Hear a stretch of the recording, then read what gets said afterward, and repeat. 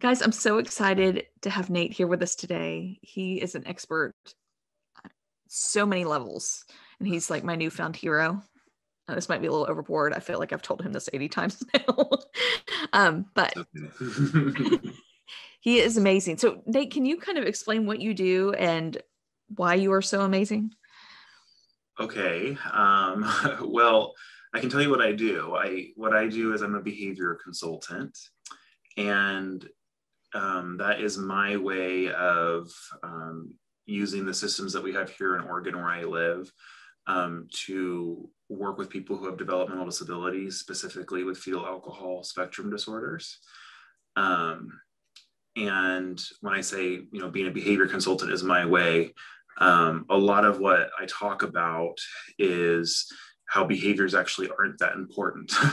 The emphasis on observing behaviors and tracking behaviors and, kind of focusing on the behaviors as something to be dealt with is actually the opposite of where you want to go. And I'm saying this as somebody who, has spent time doing typical behavior assessment. And so what I do in my day-to-day is I work with families. I write plans to kind of help them understand all of the complicated factors that influence a challenging behavior. And then I write a lot of plans which give a bunch of strategies and an overall framework for how we're going to move forward with this particular kid. I also make a few videos online.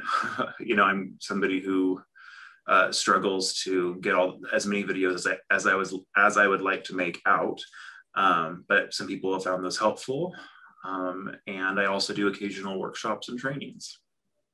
I love that. Your videos have blessed me tremendously in helping understand my little people and all of their lovely behaviors that make me want to pull my hair out. And so Right.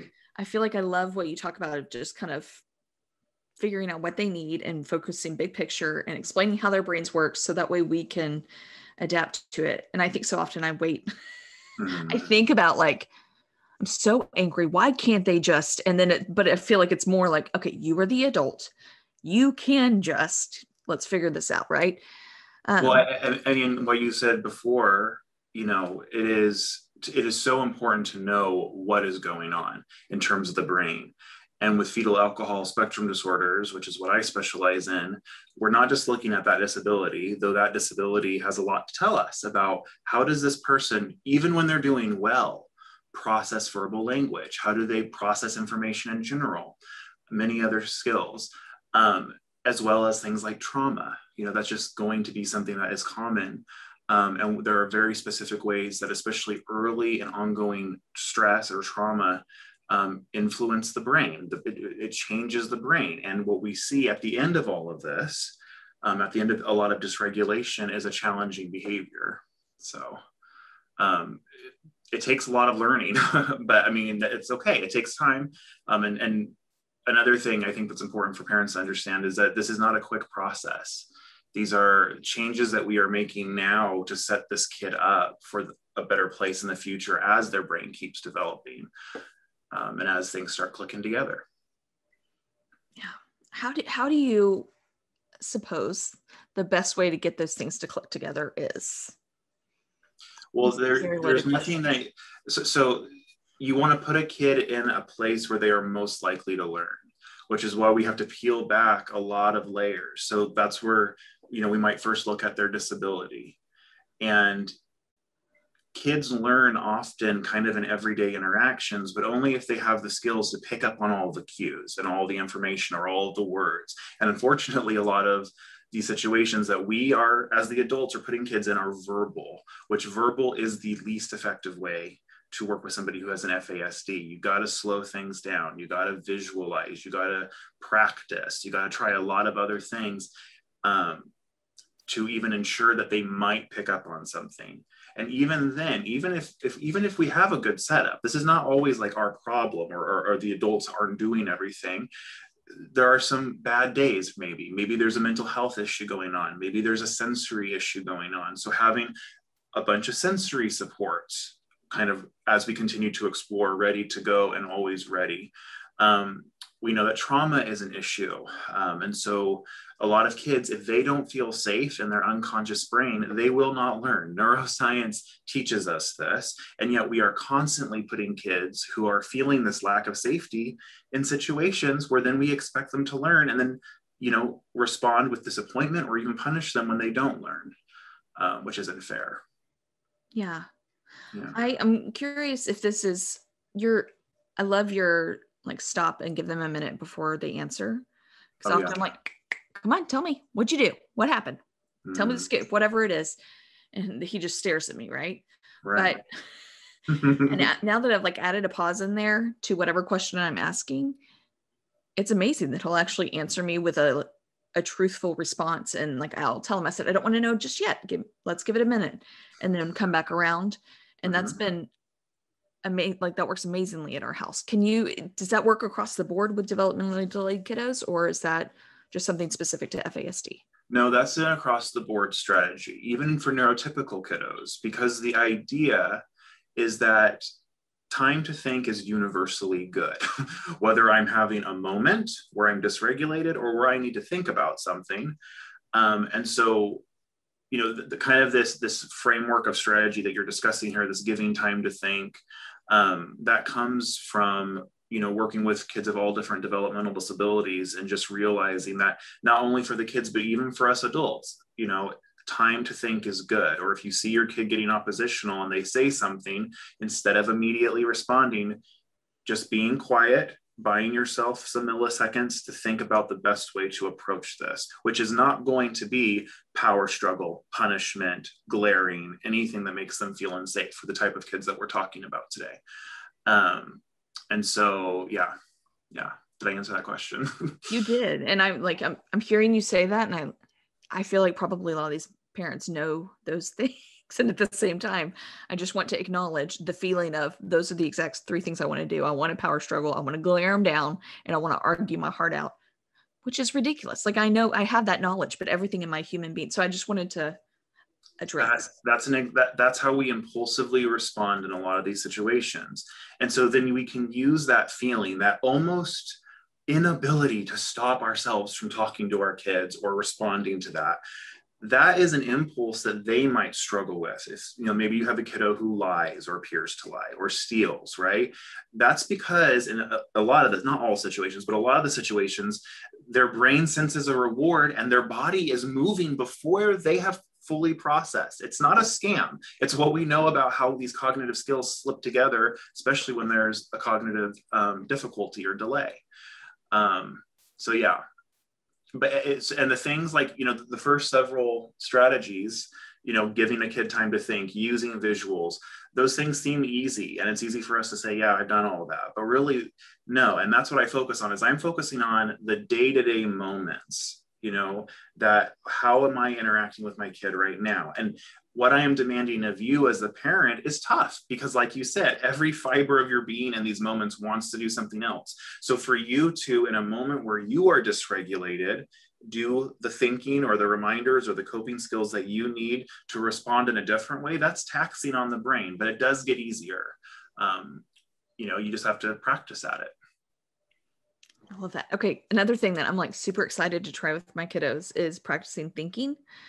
Mm-hmm. We talked yesterday for a hot minute, and that was like, I don't know why that's never crossed my mind. We've talked about practicing behaviors and like, let's go back and redo that. Let's walk back in the door, try it without slamming it. And it's like practicing those behaviors. But I mean, this is so brilliant and so simple and wonderful all at the same time, but just practicing like what they're going through. Can you kind of explain that a little bit?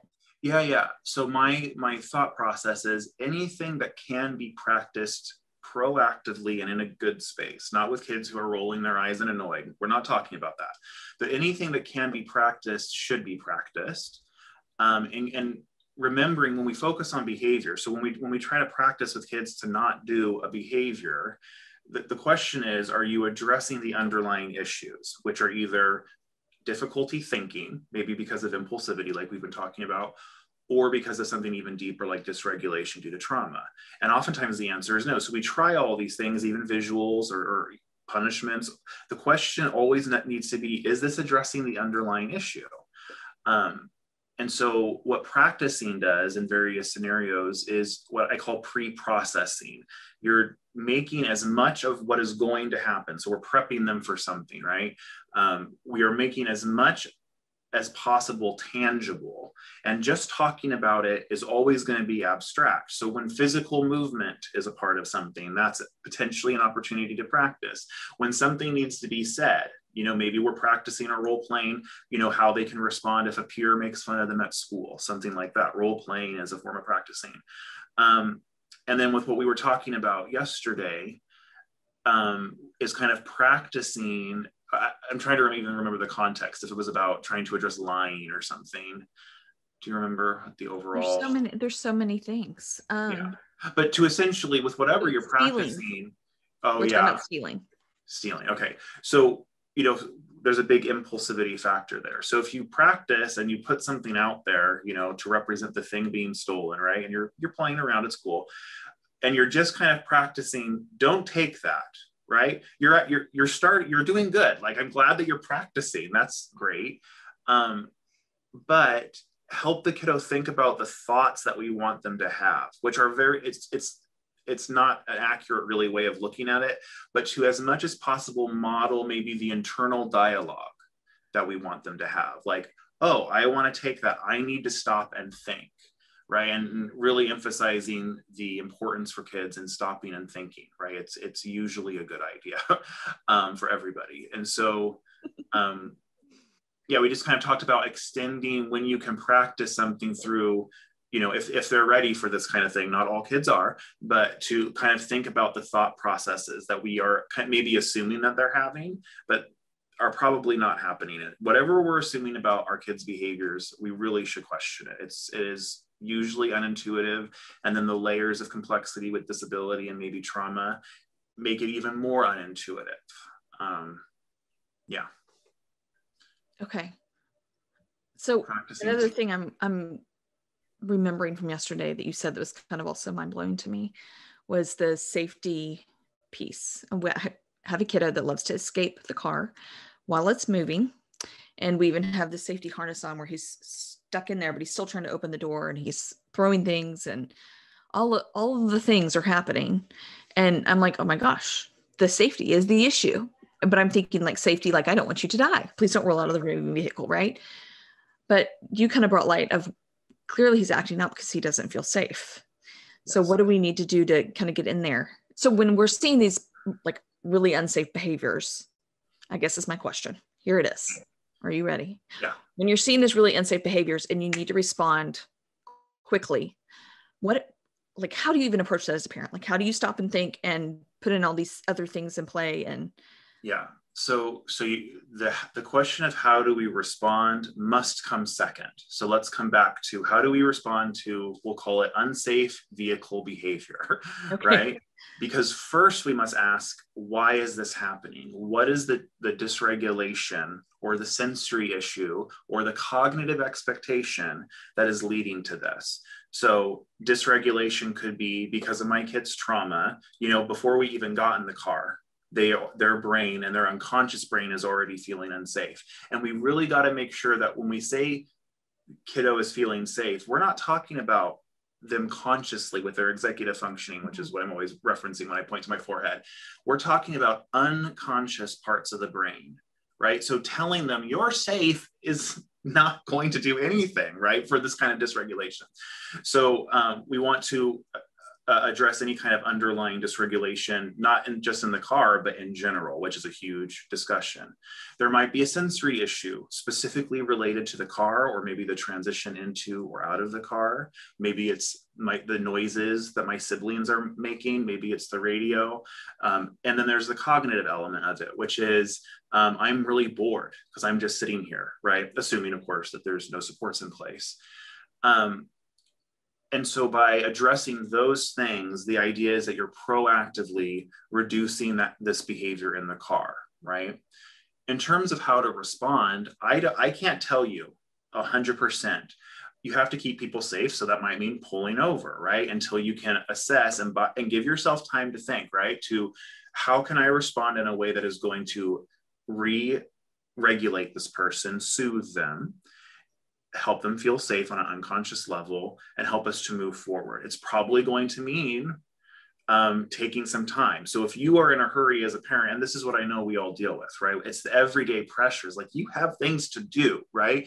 And so to stop a moment is really hard during dysregulation, which is why I really want to encourage people to stop these moments during normal everyday situations, right? And everyday learning when people are doing well.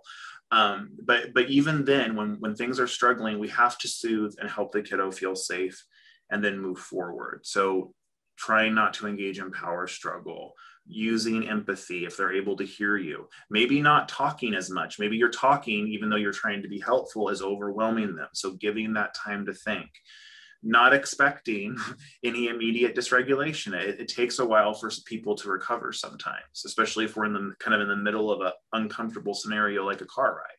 So you have knowledge of Karen Purvis, Yeah. who's absolutely wonderful and does a lot of trauma work and connecting while correcting. And I saw a video one time where she does a great job of like, okay, do you need something to eat? Do you need something to drink? And kind of hitting on those core things. Do you have a list of things like that where when we're pausing to try to figure out what's going on with this kiddo and all you're getting is screaming or all you're getting is glares and you're trying to communicate with them, questions to ask or things to kind of move forward in? So that list is something that you should make dependent on what we know is a trigger for the child. But we have to be careful because we have to read the situation. This might not be the solution here might not be that they need to hear me say the list out loud. It might just be that they are not ready to have any interaction until some regulation via time has occurred, right? But as we plan, and so the idea is to, yes, have this list, but have it be something that you are proactively working on with your child. So some part of them is expecting you to maybe reference it during the escalation. So it's not just something you're trying out for the first time there. And definitely things like, do you want a drink of water? Do you need something to eat? Those kinds of things. And if you know that your kiddo gets really hangry, let's just use that as an example, having those snacks proactively in the car, right? Asking them before they're dysregulated.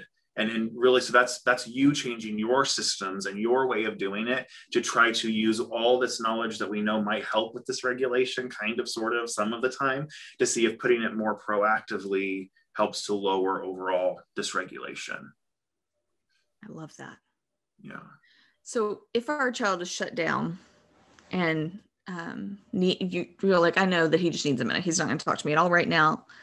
Like verbally communicating is not there. And ideally we'd be proactive and like hit all his needs. But I feel like, as you know, with FASD kids, it's like, you just never know sometimes. And we fly off the handle for no reason.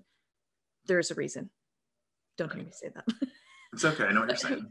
But if he's like flying off the handle and I'm like, okay, you just need a minute. How do you suggest that happening? And is this just maybe per kid basis that they should sit down with you or like sit in the room with you or go to their room or have a designated spot that we practice going over? Yeah. First you said shut down, but then you said flying off the handle. And those things are opposite to me and my knowledge. So which one do we want to address? Like a shutdown state or a flying off the handle? Shutdown state. I feel like we often get those intertwined at our house, which may be more. Which makes sense. We may need more coaching, Right. And this is a big part of polyvagal theory and Mona Delahook's book, Beyond Behaviors. There's the shutting down piece, which is very helpful and knowledgeable.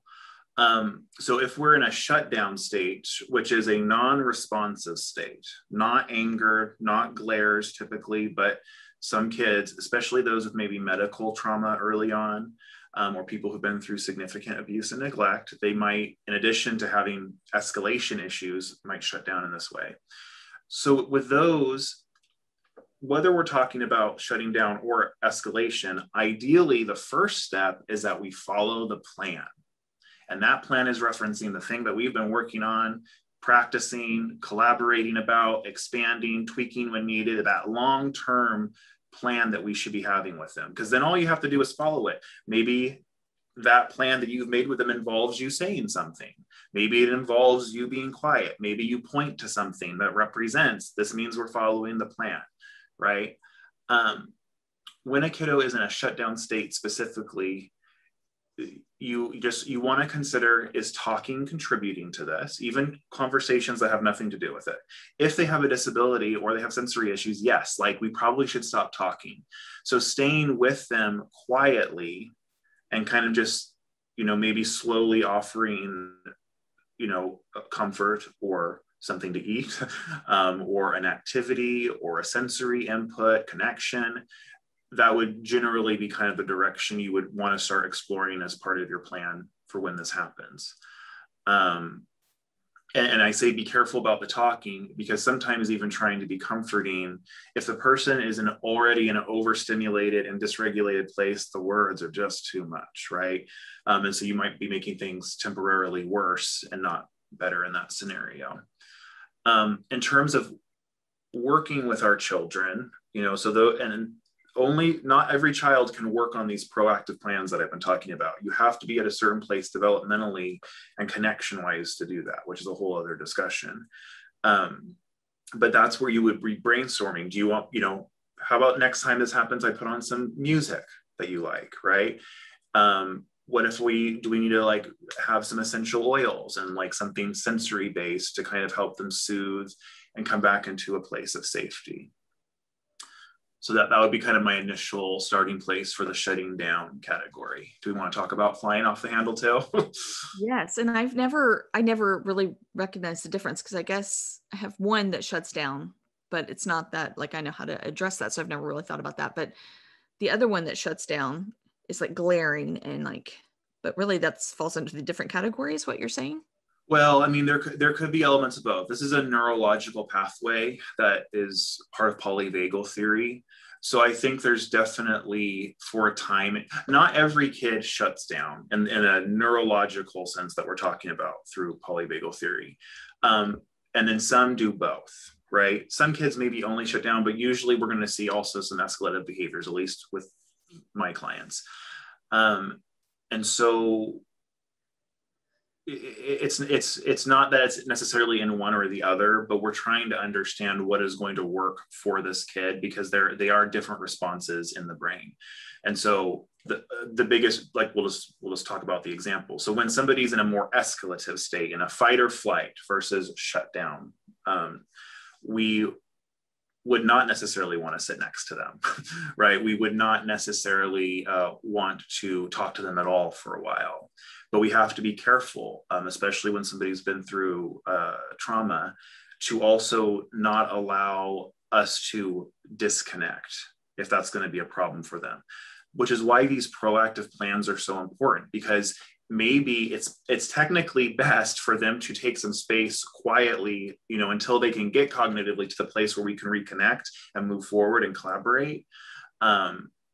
But it can be very hard to get them to do it in the moment, right? Or for us to even remember, and we just start to engage and we try to reason with them, or they say something and we respond to it. But in dysregulation, what somebody is saying, you don't necessarily want to go down that rabbit trail. So if they say, I hate you, responding to that and saying, well, why do you hate me? Or you shouldn't hate me, or anything at all to the I hate you.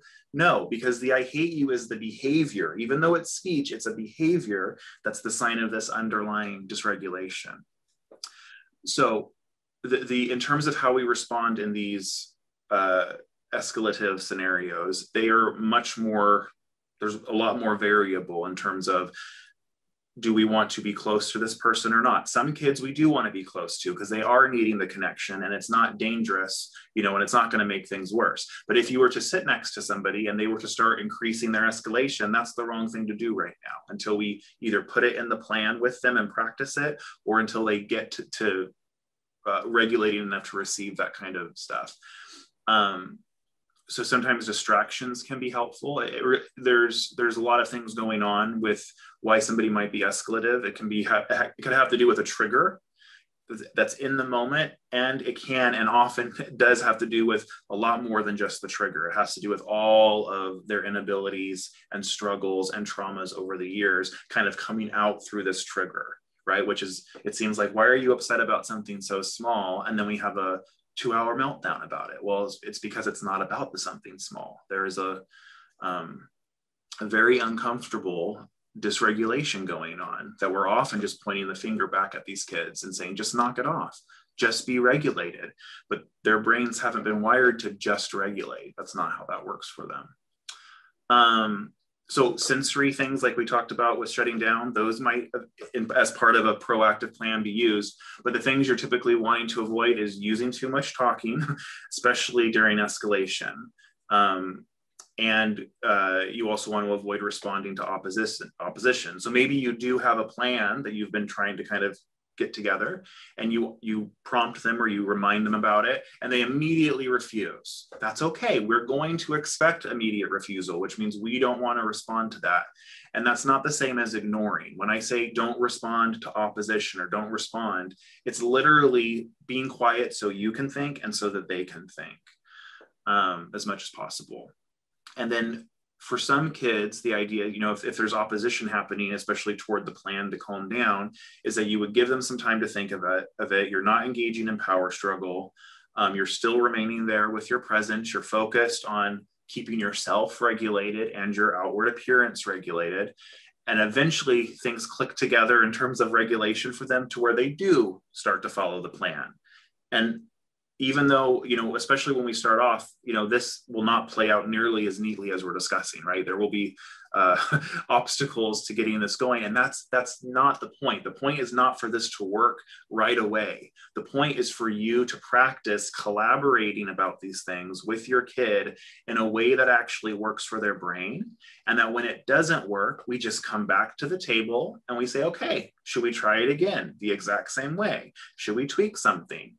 And you start to work with them in a developmentally appropriate way to start to make some progress on how they respond in these moments. But none of this is going to work, just to reiterate, if there is constant underlying dysregulation that is not being addressed, or if the kiddo's unconscious brain doesn't feel safe. None of my strategies will. If that's the dysregulation that's going on, we got to put a lot of time and effort and adjusted expectations into addressing those things. Yeah. Would you recommend bringing in like our OT and our teacher that aide at school that knows them really well, that has some good strategies just to kind of help come up with the plan? So that would be wonderful, because in a lot of senses, I don't know if this is necessarily true with you, but some parents find that if a teacher or a professional were to talk about their kid, the kid would be a lot more into making the plan versus them as the parent doing it. And that's because that's the reason for that is it completely expected and also very complicated. So what you're talking about is by having another professional discuss or even make this plan with him, I call that bridging a plan. So somebody else makes it and maybe even practices it, and ideally then brings you in to practice with you. And then we try to do it at home. So for some kids, that would be potentially really good. I always want an occupational therapist in the picture for these kids for the sensory stuff. Not necessarily always, but continuing to explore sensory preferences and what in the environment maybe triggers sensory dysregulation can give us a lot of information. And when we have kids who've been through a lot of trauma or dysregulation, I really believe the sensory is the biggest way forward in terms of them learning internally the skills to identify what is happening, what is this emotion, but actually might be more of a body sensation, and what can I do? And that's where the OT will come in with, here are some sensory strategies. And it's not going to be quick, but it's kind of a slowly understanding of them understanding what's going on in here as they continue to develop. I love that. I feel like I have a million more questions, but I feel like I don't want to overwhelm people either, Yeah, there's a lot. It's a lot.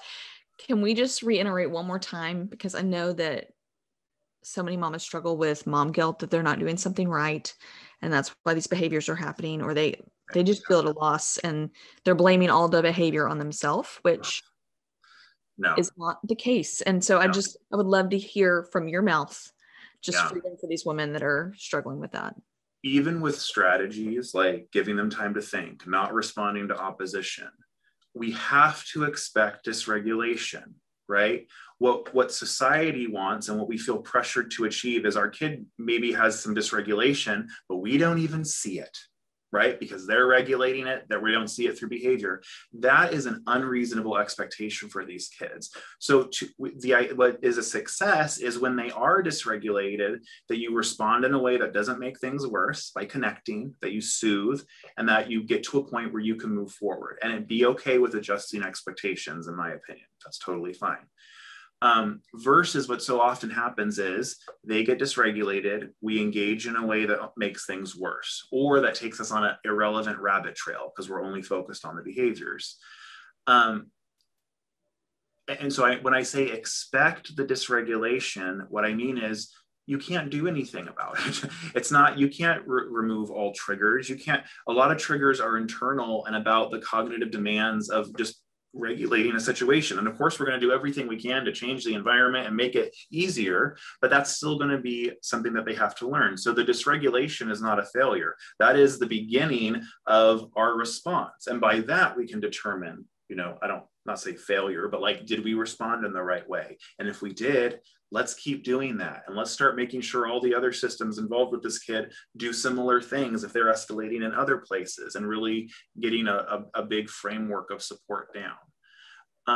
90% of the issue, in my opinion, has nothing to do with the kid or the parent. It has to do with the expectations of society and the systems. So you will be doing things at home that you might see work, and then your kid might struggle at school, and you're giving the information. People don't believe parents, right? That's, it's one thing that really, I think, has made people like me as a professional is when parents are telling me something, I believe it, because my parents are foster parents. These behaviors that I hear about are a Tuesday for me, right? But there's so much shame around it and stigma around it.